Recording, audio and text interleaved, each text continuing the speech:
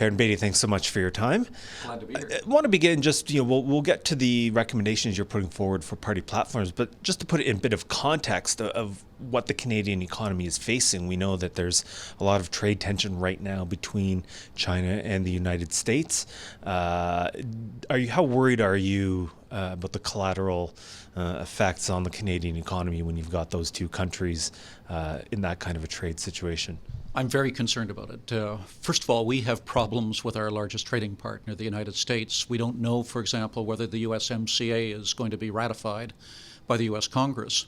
So that's our single most important trading partner. Then there's the second largest country in the world, the second largest economy, and that's China. And at the present time, China is targeting us and looking to do economic damage to us as well. And you're apt to see a crossfire between the United States and China with people expecting us to choose sides.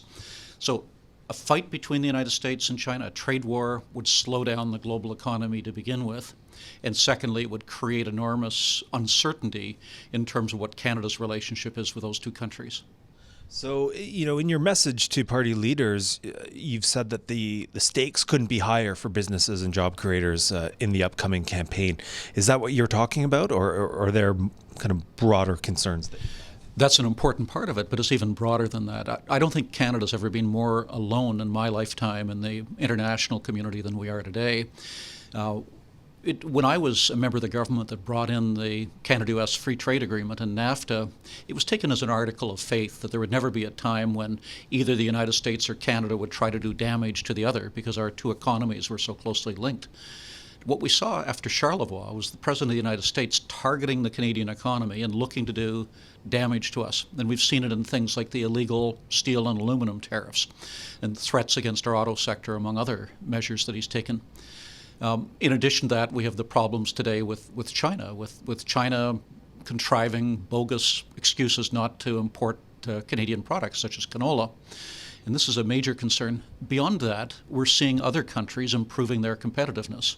At the same time as we're piling more fees, more charges, more costs, more taxes, more regulations on top of Canadian businesses. We need to look at what we can do to ensure that Canadian businesses can succeed, because if they don't, we can't afford the hospitals and the schools and the roads and the social programs that are so important to us as Canadians. Now, the current government has said that they're trying to make progress on some of the things you talk about in terms of reforming the tax system, in terms of regulation.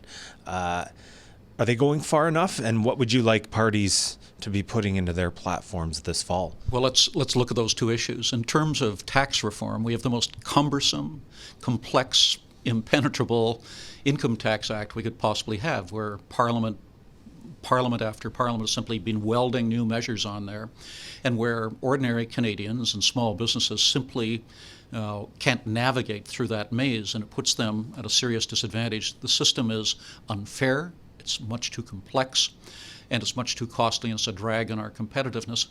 The last time that we had a full review of the tax system, John Diefenbaker was Prime Minister when he launched the Carter Royal Commission. It was before humans first set foot on the moon.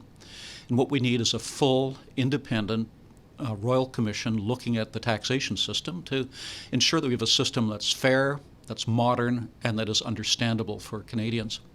From the point of view of regulation, you only have to hear the words Trans Mountain expansion to know that our regulatory system is broken.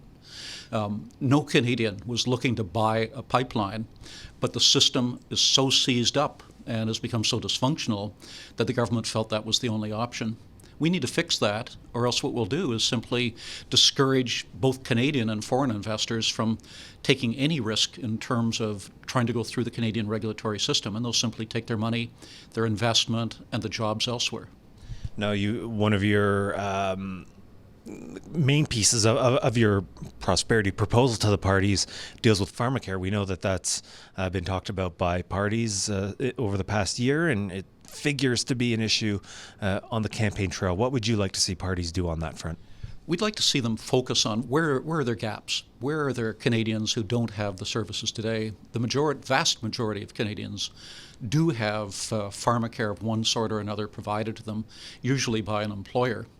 And there is a very real risk that if the government were to move in, push employers out of the way, what you would have is, for many Canadians, a lower standard of pharmacare than they have today from their employer-provided programs.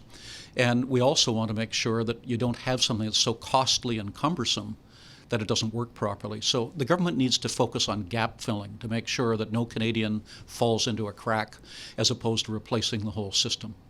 So let's end on this then. You're the Chamber of Commerce. You've gone through 7 categories. You've got over 40 proposals on behalf of 200,000 businesses in Canada. When you put it all together, how optimistic are you that parties are going to take these proposals seriously? And if they don't, what's your biggest worry looking ahead, a year or two down the road for the Canadian economy as a whole? The biggest worry that I have is if we don't act, we will fall further and further behind, that jobs will go elsewhere, that we won't have the tax revenues that we need in Canada to be able to afford the services that we want, and that the future for our children won't be what it should be, that we'll fall short of our potential as a nation.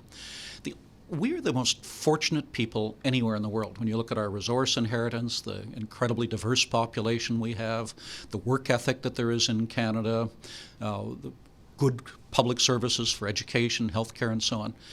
The question is, are we wise enough in this generation to build upon that and to take this country to the next level? Will the politicians take it seriously? I hope so. We're speaking on behalf of 200,000 businesses in every size, every sector, every region of the country, and they employ millions of Canadians. I believe it's important for the political parties, if they're looking to govern Canada, that they take that very seriously. All right, Perrin, Beatty, appreciate your thoughts as usual. Thanks so much for your time. A pleasure. Thank you.